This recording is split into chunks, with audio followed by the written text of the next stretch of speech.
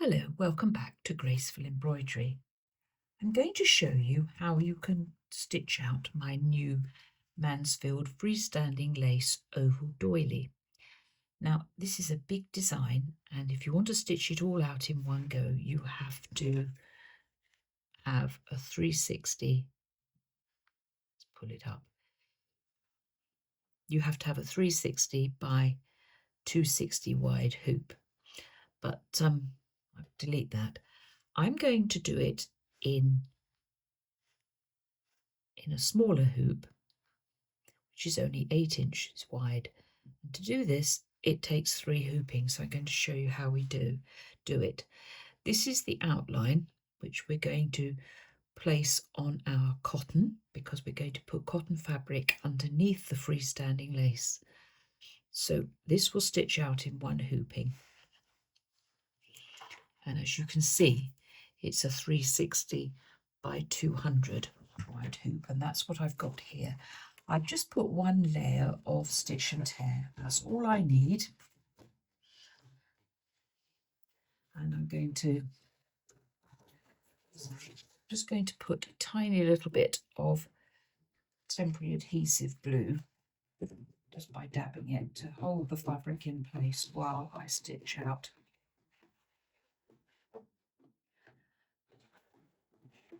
the outline around the fabric. I love this. It's nice to use sometimes when you don't want to use the actual spray.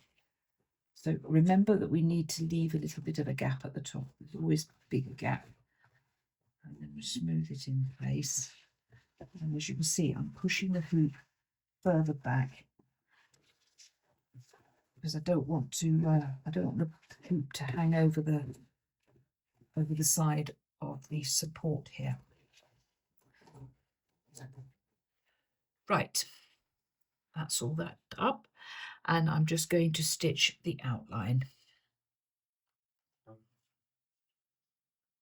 Oh.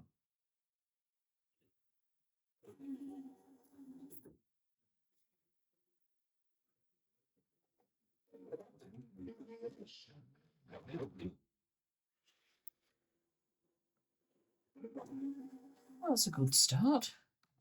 Let's have a look. No, it's so low because there's no bobbin in it.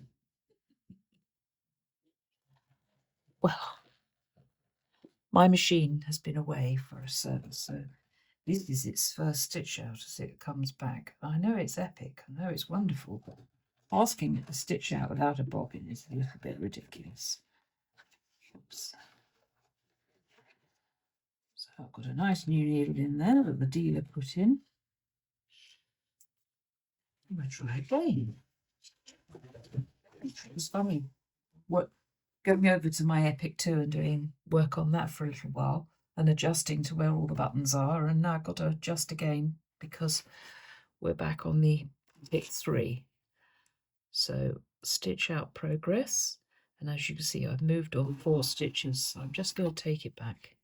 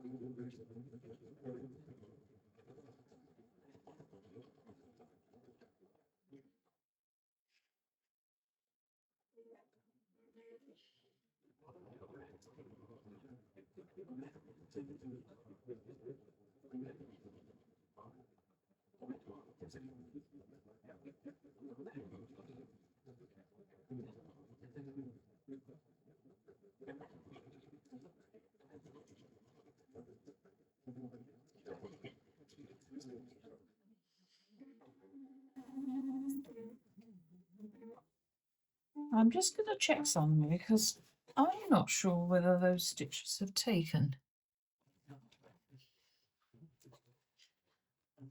sounded too quiet.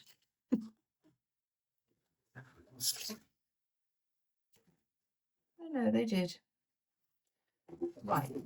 Now, obviously, when you do this, you're not going to do it in a red. I'm just going to trim off the threads at the back here, because we had a few. I'm only stitching it in red because the first time I did this, I did it in white, and it was a very sunny day and you couldn't see the stitches at all. So this is the outline that the lace is going to stitch round, and obviously before we do the freestanding lace we're going to trim the fabric away, but we're not going to do that quite yet. So that is the first stage, that's the first hooping. So we can click that the embroidery is finished, and we can go back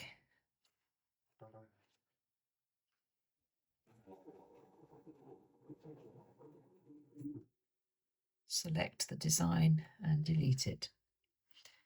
Now we're going to go back to the folder, and there are 4 stitches in this set.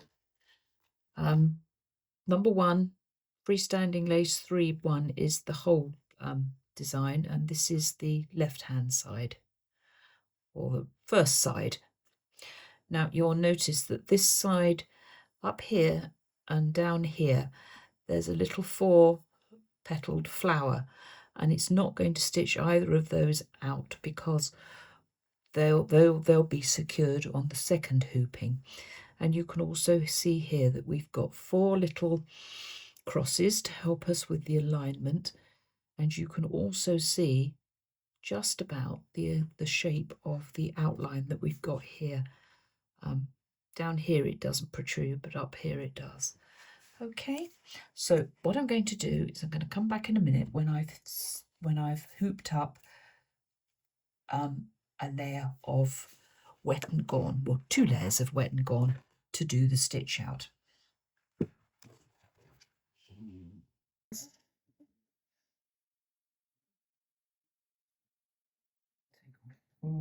Pins, and get your favourite scissors that you use for applique.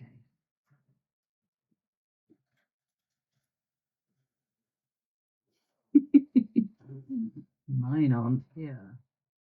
Do you have problems with walking scissors? Walking scissors and seam rippers.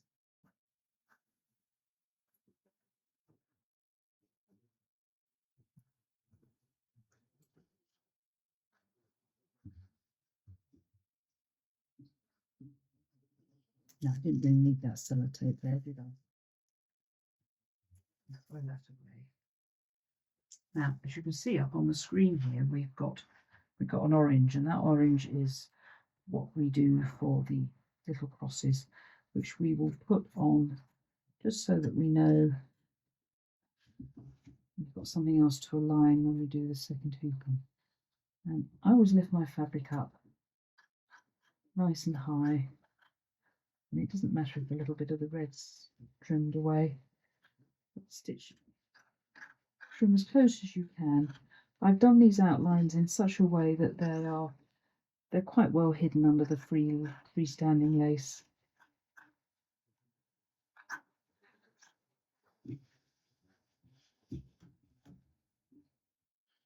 Oh, doesn't it make a mess when you've got coloured outline stitches? Obviously this was just so that you could see it. Boy, can you see it. Take that bit away.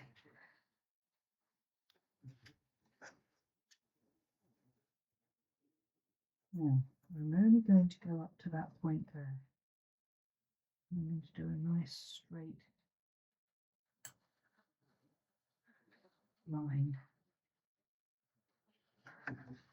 I meant to when I stitched it out last time, I thought I need to indicate where to stop the trimming. I haven't done that. It will be on the finished one.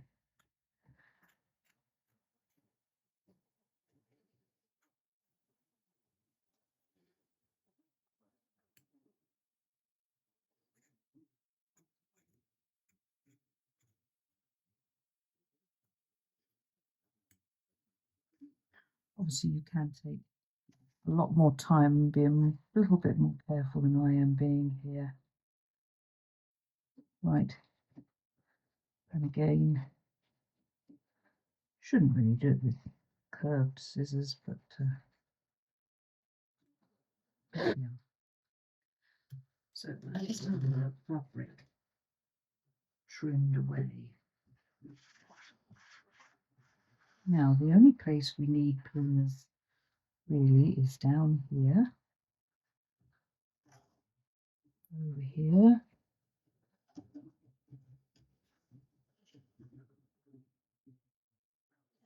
over here. I'm just going to put one more in, and I don't think that's all I need to put on there. Right, I'm going to turn that to the hoop, and I'm just going to do these 4 little crosses. Then it's not necessary to have 4. I've gone a little OTT. You probably only need the ones, you only probably need 2 of them, but I like to give you as many as possible.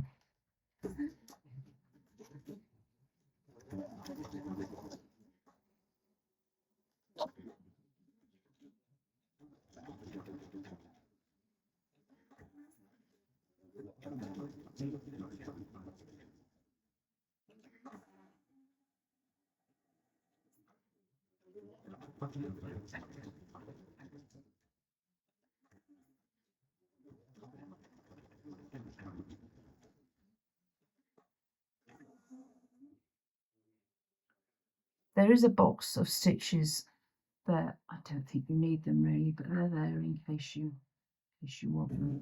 Right, we're now ready to do the freestanding lace. So I'm going to trim the threads, take everything off, and this is where I'm going to do all my tidying and try and remember to pull up the bobbin thread, which I failed to do. I always make many more mistakes when I'm filming, because I've got to keep an eye on the camera, where my hands are, and not talk a load of nonsense. So there's lots to concentrate on, so it is easy to make more mistakes. And of course I am working around 2 cameras here. Those pins can stay in because we haven't actually got anything holding the fabric on that side. I'm going very carefully to turn this over, and I'm going to trim off all the jump stitches underneath here, because I don't want them caught in the freestanding lace.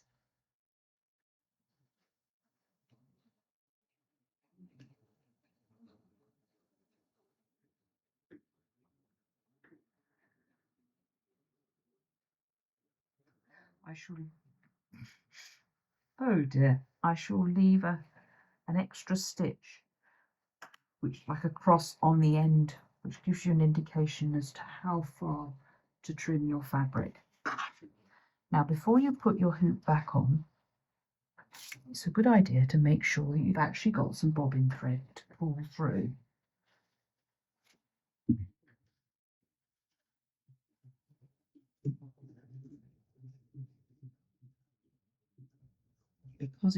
Because it trimmed it and I didn't pull it through, there wasn't enough there, but there is now. So we put this back on the embroidery unit, and then we do, whoops, a stitch down and a stitch up and pull, and then your bobbin thread will come up as well, and you've got them both there. So when you start your stitching, just hold them loosely. One may come away in your hand, but then you trim them away, and then you know there's no thread underneath.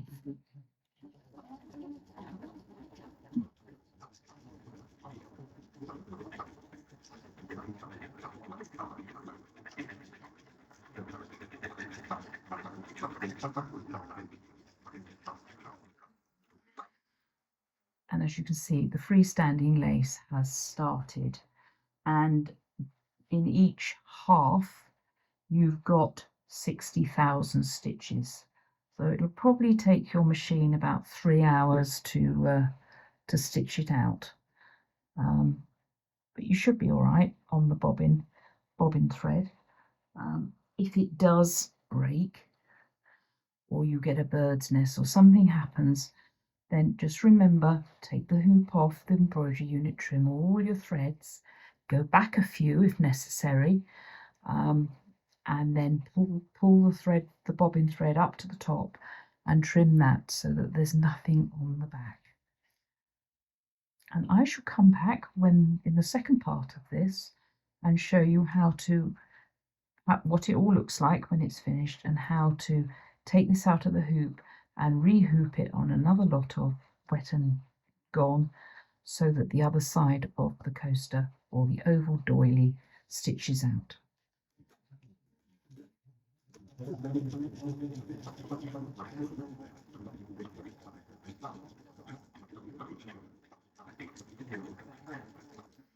Some people like to not run their machines at full speed for freestanding lace.